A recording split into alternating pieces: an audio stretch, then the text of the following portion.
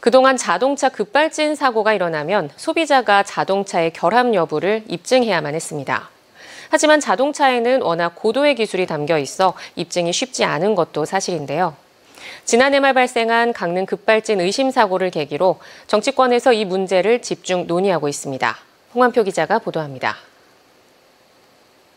승합차가 연기를 내뿜으며 시속 100km가 넘는 속도로 내달립니다.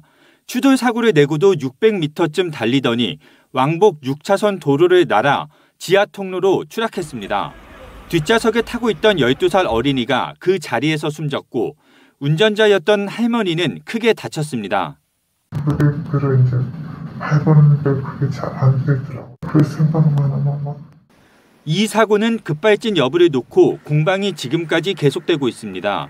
심심치 않게 발생하는 자동차 급발진 의심 사고는 현행법상 소비자가 결함 여부를 증명해야 합니다. 하지만 요즘 제품 기술이 워낙 고도화돼 있기 때문에 전문 기술이 없는 일반 소비자들이 결함을 입증하기란 거의 불가능합니다. 이곳은 급발진 의심 사고가 발생했던 곳인데요. 최근 정치권에서는 이 사고와 관련해서 보다 변화된 입장들이 나오고 있습니다. 이런 가운데 더불어민주당 허영 국회의원이 급발진 사고 때 차량 제조사의 사고 책임 입증을 더욱 강화한 개정안을 국회에 발의했습니다.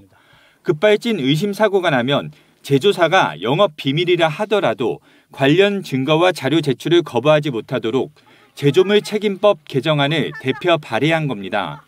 이번 개정안을 통해서 수많은 의심 사고들에 대해서 제조사가 좀 더 직접적인 책임을 가지고 억울함을 풀 수 있는 그런 계기가 되길 바라고 법안 통과에 최선의 노력을 다하겠습니다.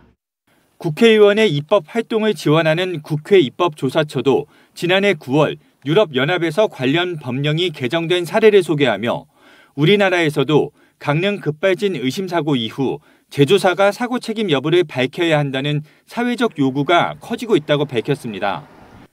한편 우리나라에서는 지난 2015년 이후 300건 넘는 자동차 급발진 의심 신고가 있었지만 제조물 결함으로 인한 급발진을 인정한 사례는 한 건도 없는 상황입니다. MBC 뉴스 홍한표입니다.